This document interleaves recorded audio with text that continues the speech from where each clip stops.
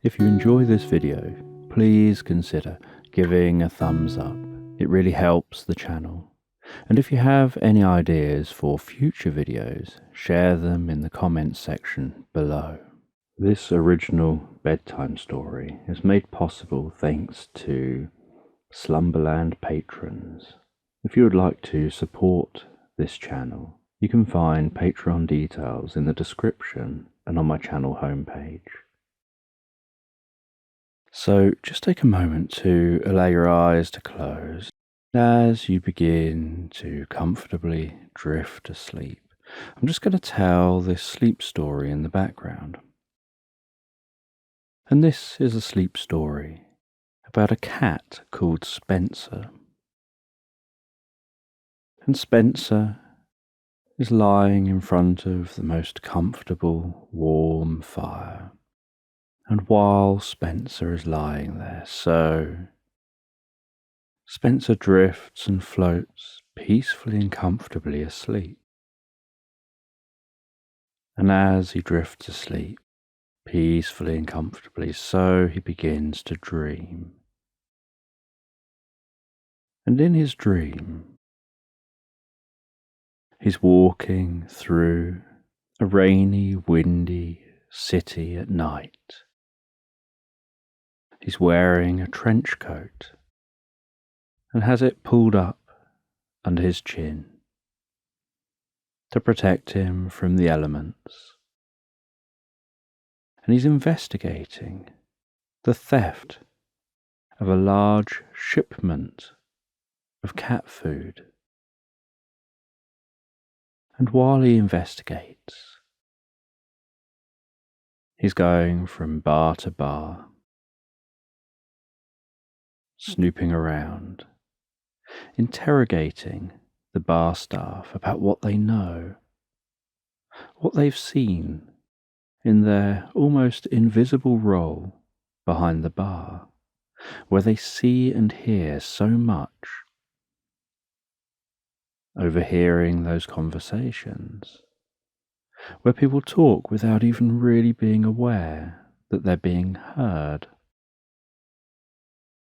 And in one bar, Spencer gets told that there's a warehouse down on the docks, and in that warehouse they'll find all of the stolen cat food, and they'll find their answers as to who did the stealing. And so they work their way down to the docks, through the heavy rain and the wind. And they arrive at the docks, and they can see one warehouse with some lights on. And they sneak around the outside of that warehouse. They jump up and peer through a window. And inside, while peering through the window, they can see the shipments of cat food that have been stolen. All of the crates of cat food are just stacked up neatly in the middle of the warehouse. And they can see in the corner of the warehouse is an office, and notice that someone's in that office. It looks like there's some people in there talking. And so Spencer jumps up, scrambles up onto the roof of the warehouse, creeps so quietly along the roof of the warehouse, shimmies down a drain pipe to an open window that's on the side of the warehouse, just above the office area inside the warehouse. They carefully climb through that window, out of the rain and wind. And they notice the way the sound goes quiet. as they leave that windy outside area. Quietly drop down onto the roof of the office, and they hide lying down on the roof of the office. Listening, they can hear the sound of muffled voices talking in the office. Then they see someone coming out of the office with a clipboard, and they walk over to the cat food. They seem to write something on the clipboard. Then they notice someone else coming out of the office, and this person looks so much more important by the way they're dressed. And they watch as those two talk about the cat food. And when the time is right, and Spencer thinks that he's got the element of surprise, he creeps down off of that office, starts to creep towards those two. And just as he reaches the one with the clipboard, they notice him, and they swing the clipboard at his head. And Spencer puts up one paw, blocks that clipboard swinging at his head, twists around under the arm, elbows the criminal in the ribs, twists back around, throwing that criminal over towards the main boss. That criminal bounces into the main boss, who stumbles. Spencer pounces, leaps across towards the boss, stretches out, and with a meow, drop kicks the boss, who goes flying back, hitting against the crates of cat food, splitting open one of the packages, with tins of cat food falling down on top of them. Spencer lands on his feet, hurries around, runs back over, and does his special 1000 punch attack on the chest of that main bad guy. And then gets hold of the main bad guy by the shoulders with his claws, and does 1000 kick attack with his feet while holding the shoulders, kicking rapidly with one foot then the other, into the abdomen of that bad guy, and then flips them over, handcuffs them, then dashes over to the other criminal, handcuffs them, and then Jerry the guinea pig, his partner, comes out of his pocket, flicks a scarf around his neck, says that's the end of that chapter. And the two of them walk out of the warehouse into the rain as the sounds of sirens approach. And the camera pans back, and Spencer's resting there in front of the fire, legs twitching, shoulders twitching slightly, the occasional purr, and almost the occasional grin on his face, as he's drifting and dreaming about being a superhero detective who can solve any crime, who makes the city safe, who thinks wherever there's crime, I'll be there, sneaking in the shadows, watching when you don't notice, and pouncing when you least expect it. And as Spencer drifts and dreams, so the guinea pig is just wandering around in its ball on the living room floor. And the TV is on in the background. The warmth of the fire is illuminating the room. And in the room is Spencer's mum, Mandie. And Mandie is doing up the house, trying to renovate the house. A lot of damage had occurred to the house just over the years, with some cracks in the walls, some loose tiles, general wear and tear. But she's chosen now to do up the house more than previously, because the house sustained some more severe damage following a storm the previous night. And she wants to make sure that the house is okay, is sound,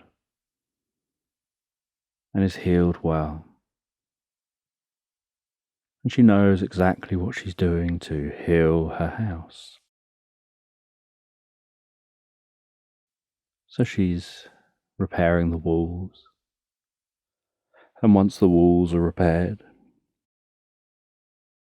she's redecorating them so they look how she wants them to look.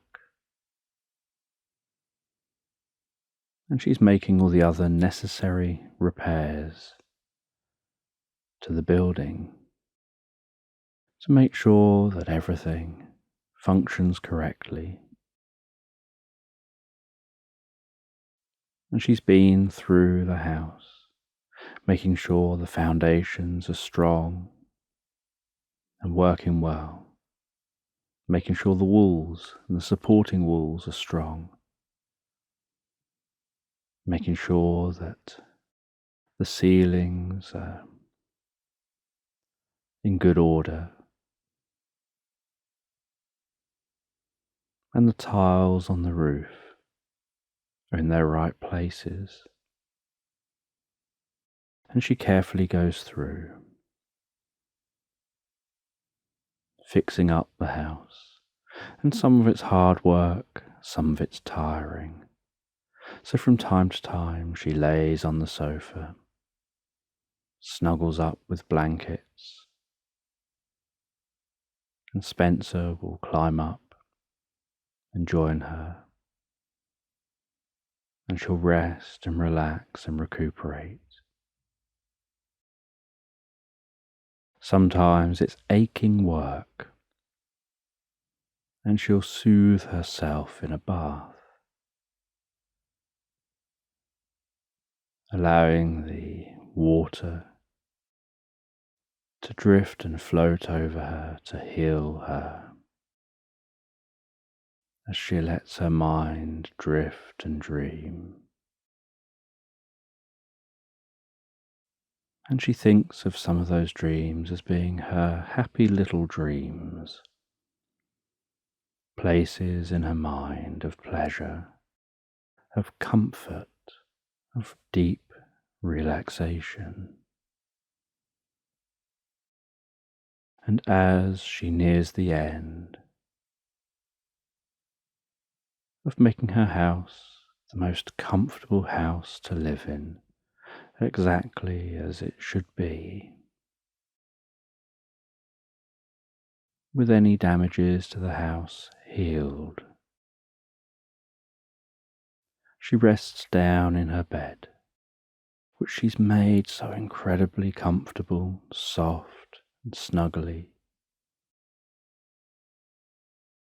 And it's so soft and comfortable that she just sinks peacefully asleep. And as she sinks peacefully asleep. She drifts into one of her happy little dreams. And while she's dreaming, at first she has this sense of somebody carefully zipping up coats and someone else buttoning some shirts and someone else gluing two items together,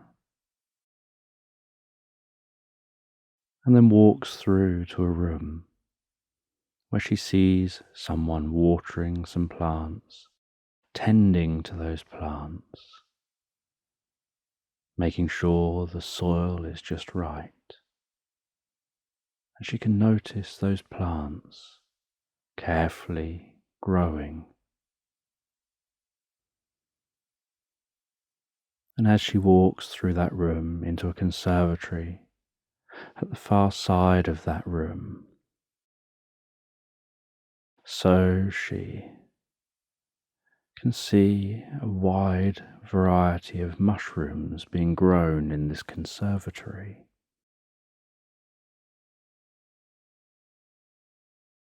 And she heads over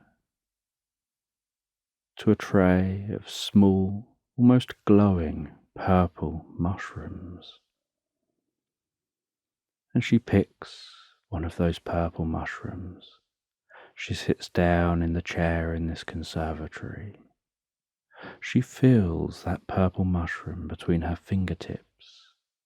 She feels the underside of the purple mushroom. She feels how smooth the mushroom is. She admires the colour of the mushroom. Before she rests that mushroom gently on her tongue, closes her mouth around the mushroom, holds the mushroom in her mouth for a few moments, feeling the saliva build around the mushroom, the taste beginning to spread from the mushroom to her tongue.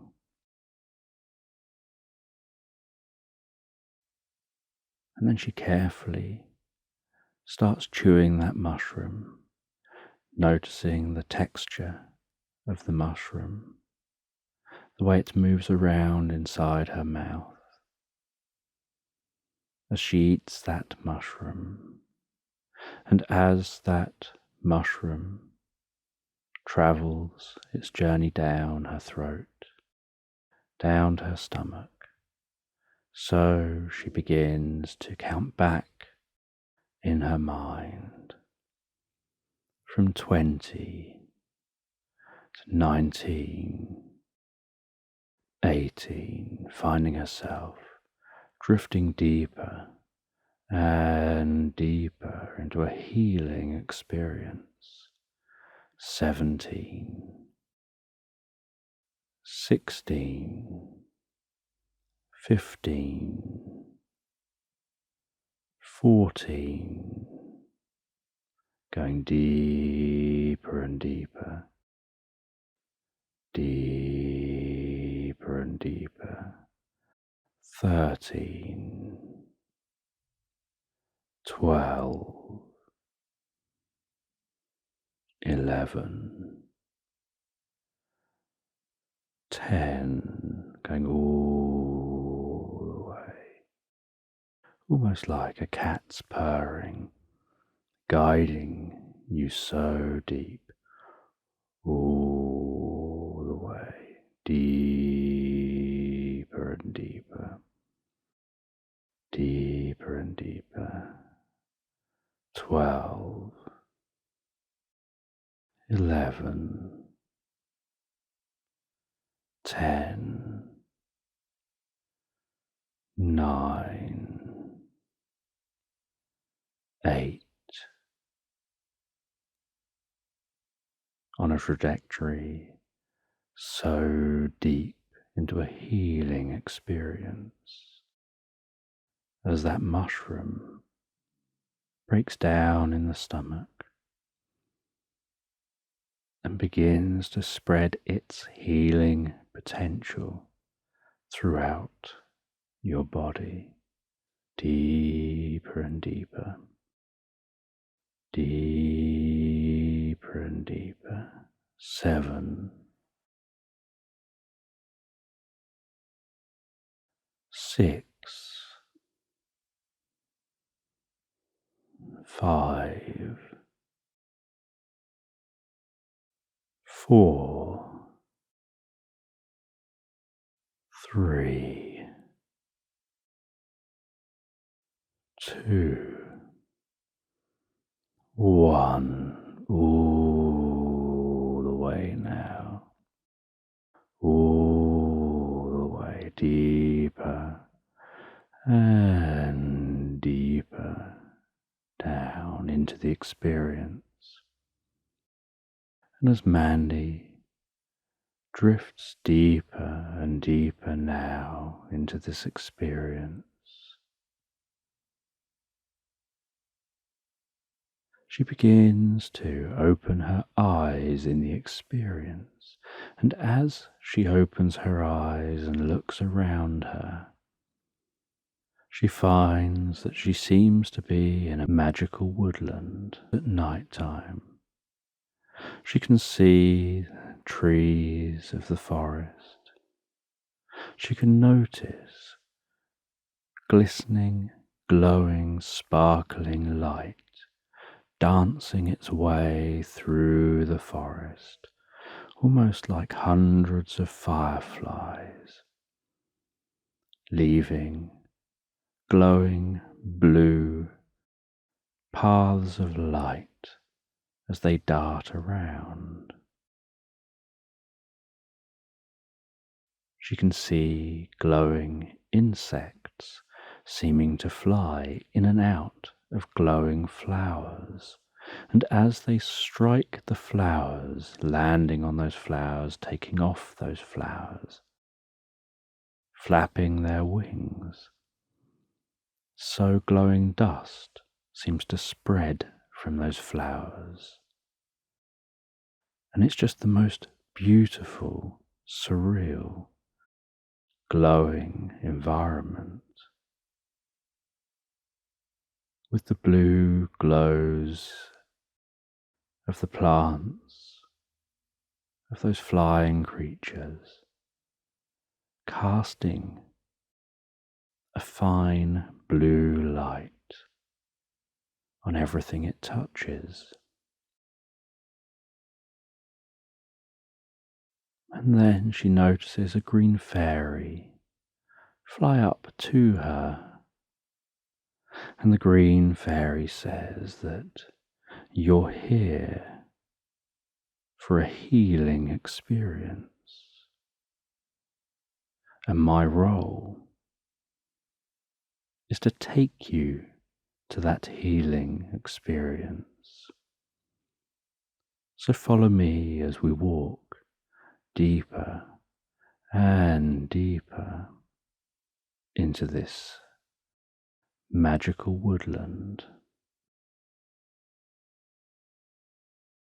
And as Mandie now follow the fairy deeper and deeper into the woodland, so she is surrounded by glowing, sparkling, twinkling light of life. And she follows this fairy all the way through that woodland until they arrive at what looks like a pool of water that's bubbling in the centre. And the fairy explains that this is the magical spring of well-being, that by climbing into the spring and relaxing into the water, you'll notice that this water is the perfect temperature and that the bubbling brings peace, harmony and pleasure, and deep relaxation. And the fairy flies its way a little way out over the pool of water and says, "Okay, Mandie, walk into this pool and rest yourself down under the water so that just your head is above the water. And then rest your head against the moss-covered shore, and it'll be like resting your head on the most comfortable pillow." And so Mandie takes her clothes off her shoulder, lets it drop to the ground, and tentatively she puts a toe into the water, and she can feel the comfort of that water.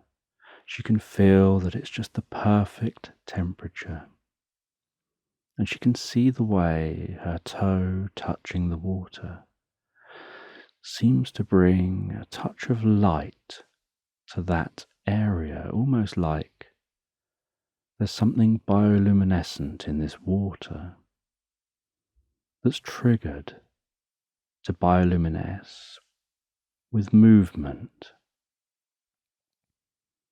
And so she lowers one foot in, stands on the bottom, and takes another step, lowering the other leg in, and then walks a little way into the water, and as she does, so the water gradually rises up to her waist, and she walks over to where the fairy directed her. And she sits herself down and relaxes down, and can feel the comfortable moss behind her shoulders, her neck, her head, and can feel the tension of the water as it tickles just under her chin and around the side of her neck and up by her ears. And she notices how every subtle movement she makes triggers dancing light in the water as it bioluminesces.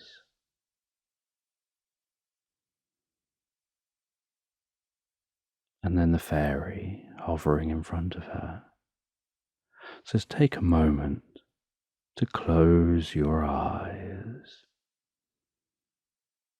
and inner healing will be done." And Mandie closes her eyes. And as she does, the fairy says, "And breathe in and breathe out," breathing in peace, comfort, and healing, and breathing out any discomfort or tension. And allow comfort to spread through your body. And the fairy says that you can notice how a blue healing light could begin to pass through the top of your head, and can pass from the moss through the back of your head and down through your shoulders,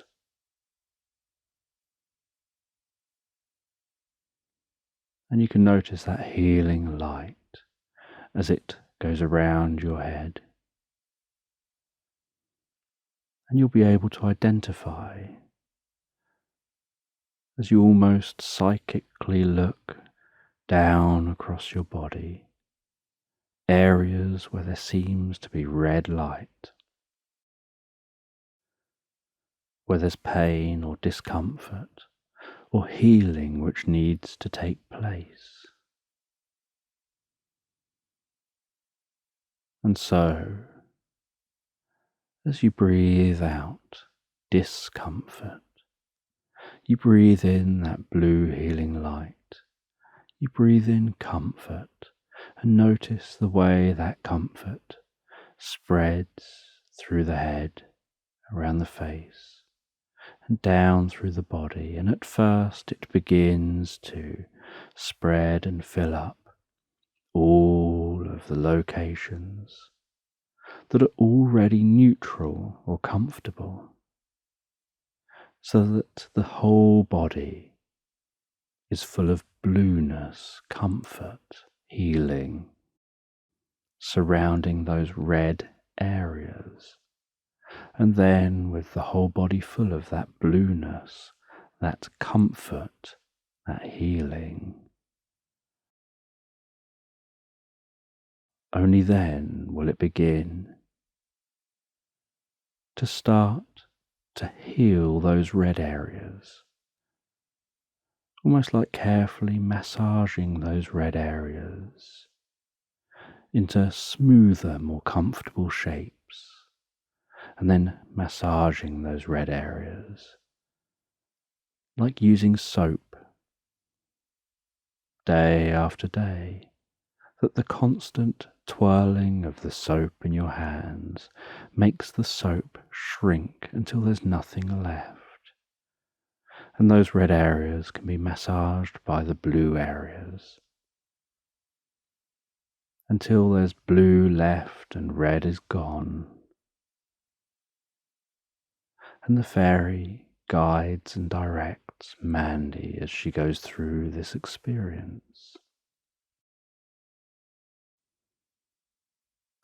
And while she's going through this experience, she has a sense of relaxation setting in around her head, her face, her eyes, her jaws, her cheeks, her forehead, and down to her neck, softening, relaxing deeper and deeper, around the front of the neck, the back of the neck, down to the shoulders, shoulder blades, the collarbone area, and then down the arms, all the way down to the hands, softening, relaxing, almost like it's going through, making all of the muscles just feel so loose and limp and deeply relaxed.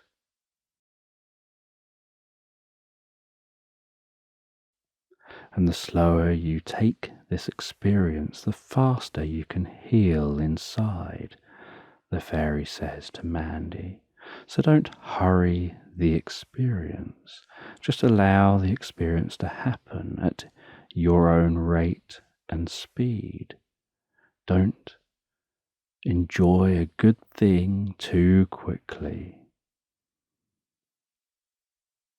as that healing, softening, calming, relaxing muscles spread down through the chest, the upper back, down the sides of the body, the lower back and the stomach, with softening, smoothing, relaxing, healing through the body,